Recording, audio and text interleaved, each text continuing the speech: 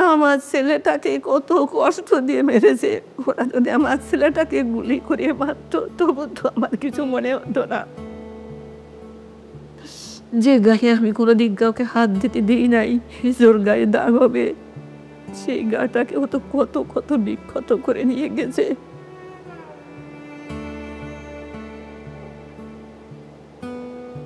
মানে আমার এখনো মনে আছে যে আমি জাস্ট ভাইয়ের পাড়ের দিকে ধরছি, আমি ভাবছি মনে কিছু পাবো, বাট আমি গ্রিপ করতে যাই দেখি কিছু নাই, সব কিছু গলা। জাস্ট হাত দিতে যাই হচ্ছে আমি জাস্ট গ্রিপ করতে পারছি, এত ওয়েট বাট কোনো কিছু নাই, সব কিছু একদম পুরো বডি গলে গেছে।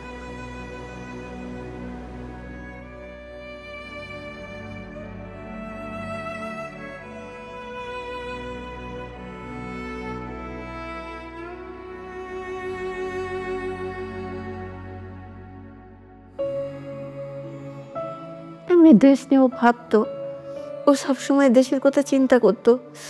আমি জানি না ওই স্ট্যাটাস আমি নিজেও পড়েছি, সারা দেশবাসী পড়েছে।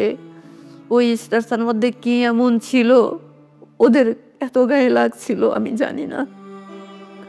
ও হয়তো দেশের সাধারণ মানুষের জন্য লিখেছিল। ও তো চলে গেছে, তিস্তা নদীর পানির সমাধান কি হয়েছে? হয় নাই। কিন্তু কেন লিখছিল আর কেনই বা ওকে এত নির্মমভাবে জীবন দিতে হয়েছে আমি জানি না। 6 তারিখ হচ্ছে সকাল সম্ভবত 9:30টার দিকে বাস ছিল ভাইয়ার। তো বাসে হলে আসতে আসতে প্রায় 4:30টার মতো বেজে গেছিল। তো আম্মু আর কি খাবার দিয়ে দিয়েছিল ভাইয়াকে। তো ভাইয়া ওইগুলা খেয়ে দিয়ে একটু রেস্ট নেওয়ার জন্য আর কি বিছানায় বসছে। তো এর মধ্যে আর কি ভাইয়ার হচ্ছে কাছের বন্ধুরা ভাইয়ের ব্যাচেরই তো এরকম এসে ভাইয়াকে বলছে যে বড় ভাইরা তোকে ডাকছে, একটু উপরে আয়, আর সাথে ল্যাপটপ আর মোবাইলটা নিয়ে আয়। ভাইয়া তখন শুনে বলছে কি ব্যাপার, মানে কোনো সমস্যা? তো বলছে আরে আয় উপরে আয়, আসলেই মানে জানতে পারবি। তাকে মেনলি ডেকে নেয়, সে আমাদের ইন্ডিয়া বাংলাদেশের যে ডিপ্লোম্যাটিক সম্পর্ক ফেনী নদী নিয়ে মেনলি একটা পোস্ট করে, যেটা ছাত্রলীগের তখনকার যারা নেতাকর্মীরা ছিল তাদের এটা খুব গায়ে লাগে। তো রুমে ডেকে নেওয়ার পর থেকে তাকে বিভিন্ন প্রশ্ন করা হয়, জিজ্ঞাসাবাদ করা হয়, তার ফোন চেক করা হয়, তার ল্যাপটপ চেক করা হয়। এবং তারা যখন তার ফোনে বা ল্যাপটপে তেমন কিছু মানে সলিড কিছু যখন না পায়, তো তারা যেটা সন্দেহ করে যে সে হয়তো অনেক কোনো কিছু হাইড করছে, তাকে তারপর ফিজিক্যালি টর্চার করা শুরু করা হয়। তাকে থাপ্পড় দেওয়া হয়, স্ট্যাম্প নিয়ে আসা হয় পাশের রুম থেকে, স্ট্যাম্প দিয়ে মানে অমানসিকভাবে খুব বেশি হিট করা হয় এবং একটা পর্যায়ে যে স্ট্যাম্প ভেঙে যায়।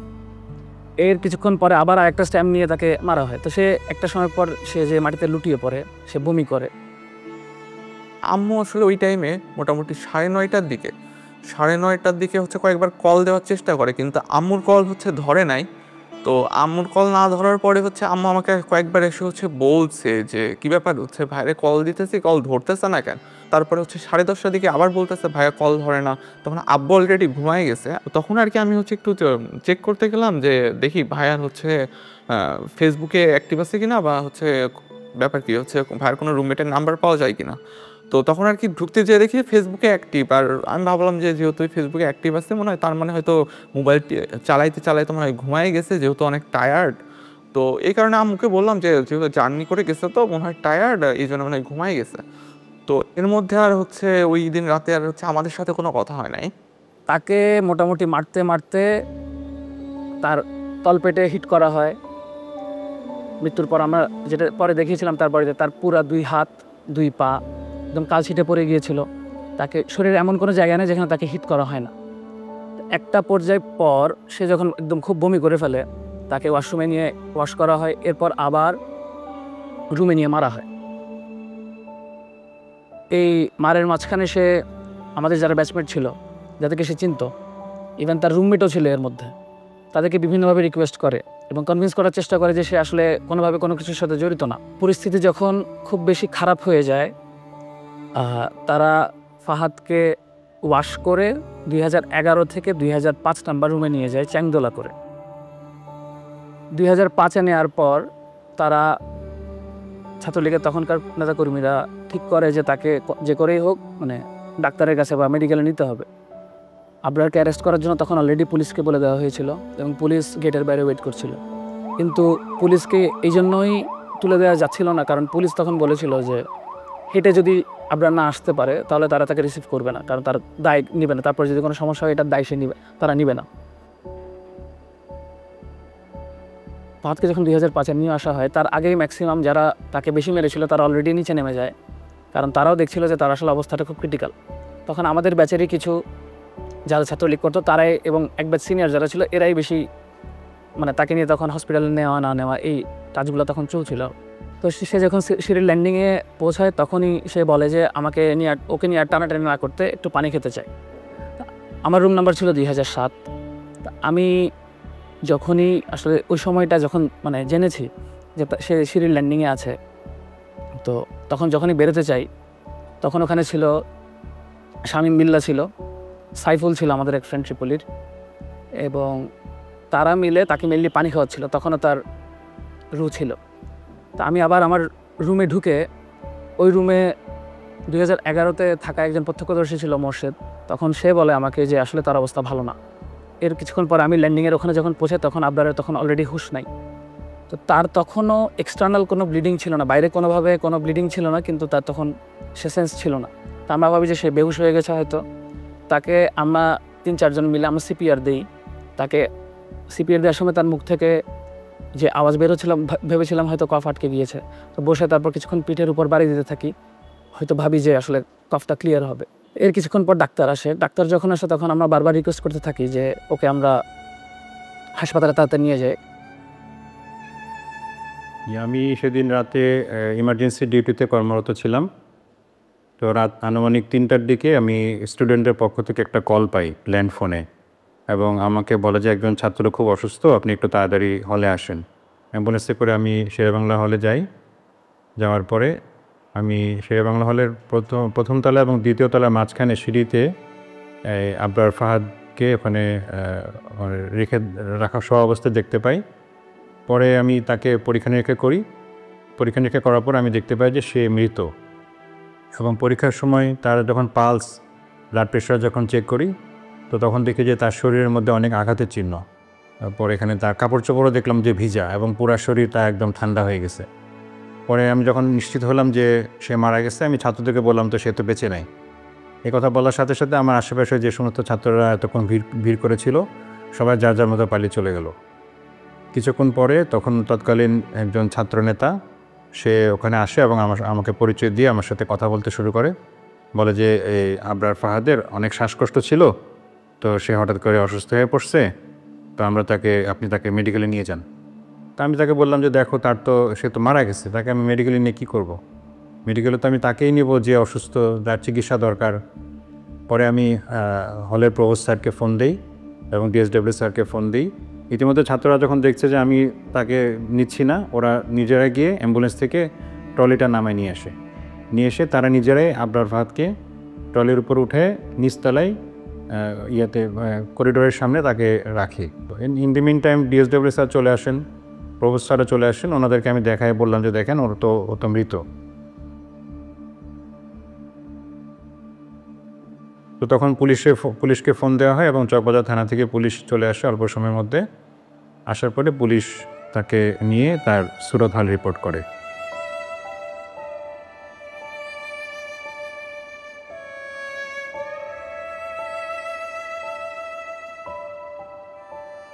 যেখানে একজন ডাক্তার এতটুকু মেরুদণ্ড দেখাইতে পারছে, সেখানে আমাদের ডিএসডব্লিউ স্যার তখন রুম থেকে বের হয়ে গেছেন স্টুডেন্টের কথা না শুনে, শুধুমাত্র ওই খুনিটার কথা শোনার জন্য।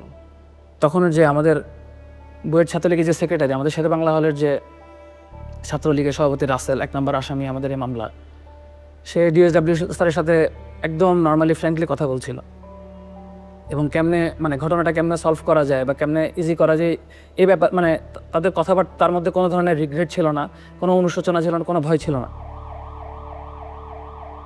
আমরা তখন আমাদের নিজেদের রুমে, এবং তখন পরিস্থিতিটা আসলে এমন যে আমরা জেনারেল স্টুডেন্টরা যে একটা প্রতিবাদ করবো এতটুকু মেন্টাল সিচুয়েশন, এতটুকু সাহস আমাদের কারোর মধ্যে ছিল না।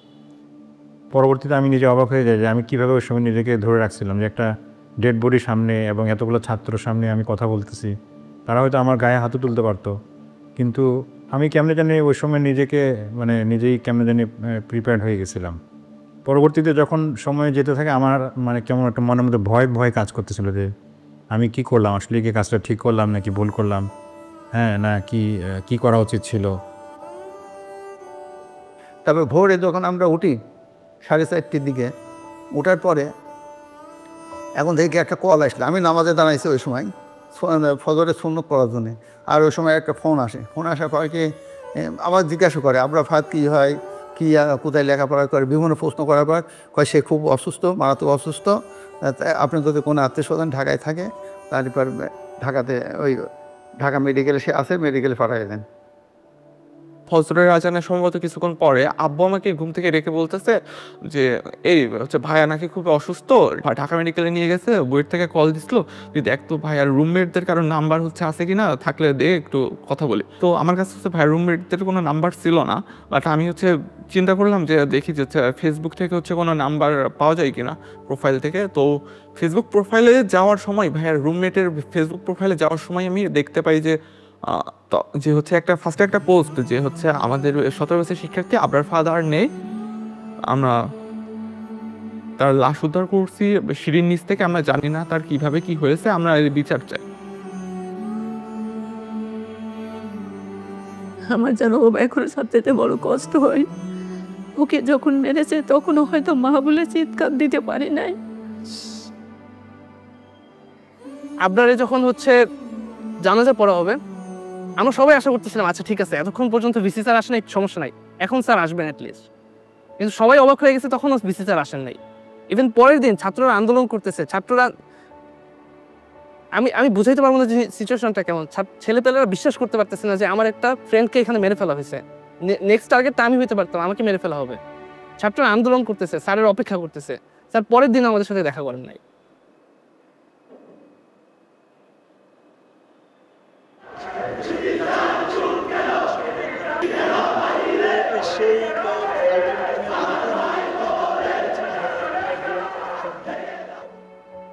ইভেন আমরা একটা মিটিং করি ভিসি স্যারের সাথে তখন 11 অক্টোবর।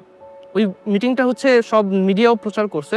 মিটিংয়ের সময় আমরা ভিসি স্যারকে জিজ্ঞেস করি যে স্যার আচ্ছা ঠিক আছে, আপনি মেনে নিচ্ছেন যে ছাত্র রাজনীতি আপনি নিষিদ্ধ করবেন, ঠিক আছে আমরা মেনে নিতেছি, কিন্তু এটা কি চিরস্থায়ী হবে? তখন ওনার উত্তর ছিল যে চিরস্থায়ী তো তুমিও না আমিও না। একটা ছেলে মারা গেছে, তখন উনি এই কনফিডেন্সটা বা এইটুকু চেতনা তার মধ্যে জাগ্রত হয় না যে সে বলবে না আমি চেষ্টা করবো, আমি যতদিন আছি এই জায়গায় আমি কখনোই ছাত্র রাজনীতি ঢুকতে দেবো না।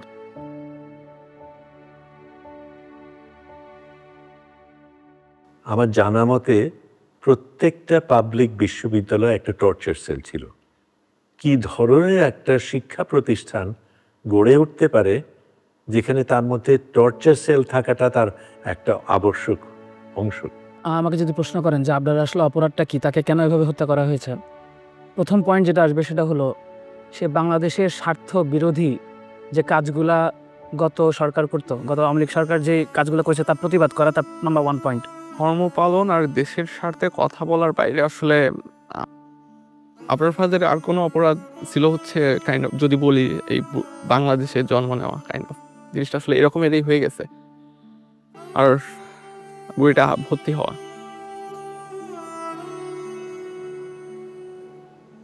ছাত্রলীগের যেই যেই ক্যারেক্টারিস্টিক্স ছিল সেটা হলো তাদের মতের বিরুদ্ধে যাওয়া যাবে না, এবং কেউ যদি তাদের মতের বিরুদ্ধে যায় তাদেরকে বিভিন্ন রকম করে ট্যাগিং করা হতো, এবং তাদের সবচেয়ে প্রিয় ট্যাগিং ছিল শিবির ট্যাগিং।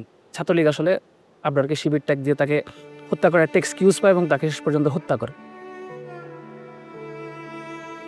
ভাইয়ার মাধ্যমে জানতে পারবে যে আমাদের ইন্ডিয়ার যে বঞ্চনা, শোষণ বঞ্চনার কারণে আমাদের যে দেশের যে স্বাধীনতা বা সার্বভৌমত্ব কতটুকু ছিল এটা দেশের মানুষ জানতে পারছে। আর আশা করি যে ভবিষ্যতে দেশের মানুষ এই ব্যাপারটা নিয়ে সচেতন হবে। ভারতীয় আধিপত্যবাদের যেই রোলটা প্লে করতো আওয়ামী লীগ, এটা যারাই এক্সপোজ করতো বা যারা এটাই পাবলিকলি এক্সপ্রেস করতো, এটা আওয়ামী লীগের আসলে সহ্য হতো না।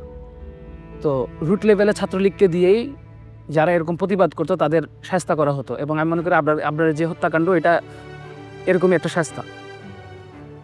আবরার ফাহাদ আর জুলাই দুইটা আসলে ওতপ্রোতভাবে জড়িত, কারণ আবরার ফাহাদে আমাদেরকে পথ দেখাইছে যে মানে আমাদের পথ দেখাইছে বলতে আমরা যারা সবসময় মনে করছি যে আমার কাছ তো পড়াশোনা করা, রাষ্ট্র কি করবে, পররাষ্ট্রনীতি কী হবে, ইন্ডিয়ার সাথে আমার কী সম্পর্ক হবে, এগুলো নিয়ে আমি মাথা ঘামিয়ে কী করবো, এগুলো তো রাজনৈতিক দলদের বিষয়।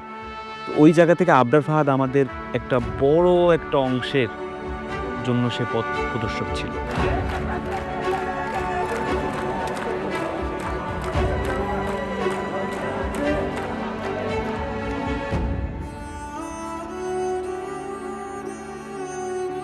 ওরা বলে যে আমাদেরকে আবরার পথ দেখায় দিয়ে গেছে, এটা মনে হয়তো হয়তো আল্লাহ তাআলারই ইচ্ছে এটা। তো আমাদের এই ভারতীয় আধিপত্যবাদ এবং আওয়ামী ফ্যাসিজমের এগেনস্টে এবং এই ছাত্রলীগ যে একটা সন্ত্রাসী সংগঠন, সেই সন্ত্রাসের এগেনস্টে কথা বলার পর্যন্ত পৌঁছাতে অ্যাকচুয়ালি আবরার ফাহাদকে জীবন দিতে হয়েছে। এবং এই যে জুলাই গণঅভ্যুত্থান হয়েছে, ফাহাদ এভাবে যদি আসলে আবরার ফাহাদ মারা না যেত, তাহলে আমাদের সাধারণ ছাত্রদের যে চৈতন্যটা এত বড় নাড়া আসলে খেত না। এবং এই জুলাই গণঅভ্যুত্থানে আবু সাইদ মারা যাওয়ার আগ পর্যন্ত আমাদের ইমাম কে ছিল? আমাদের ইমাম ছিল আসলে আবরার ফাহাদ। এই অবদানের ফলেই কিন্তু এই অভ্যুত্থানের ক্ষেত্র প্রস্তুত হয়েছে।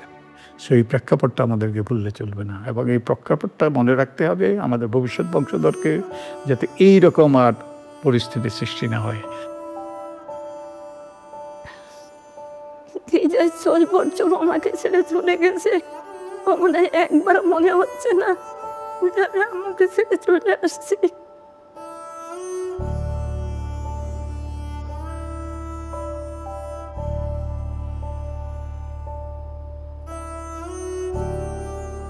আবরার ফাহাদকে স্বাধীনতা পদক দেওয়া হয়েছে, এটা তো গুরুত্বপূর্ণ জিনিস। স্বাধীনতা পদক আমাদের সর্বোচ্চ পদক নাগরিকের জন্য। আমি তাকে মুক্তিযোদ্ধা বলবো, কারণ সে দেশের জন্য প্রতিবাদ করেছে, দেশের জন্য লড়াই করেছে। একটা মেধাবী ছেলে বেড়ে উঠছিল, তার কত স্বপ্ন ছিল, আমাদের কত স্বপ্ন ছিল, সেই সব হারিয়ে গেছে। সেটাকে তো একটা পুরস্কার দিয়ে সেটা করা যাবে না। তবে এটাকে যে স্বীকৃতি দেওয়া হয়েছে সেটা আমি সাধুবাদ জানাই। সবচাইতে ভালো স্বীকৃতি কিনা আমি জানি না। আমি মনে করি যদি সত্যিকার অর্থে আমরা দেশটাকে বদলাতে পারি, এমন একটা দেশ গড়তে পারি যেখানে আরেকবার আবরার ফাহাদের মতন আরেকজন জান দেবে না, সেটাই হবে তার জন্য সবচেয়ে বড় পুরস্কার।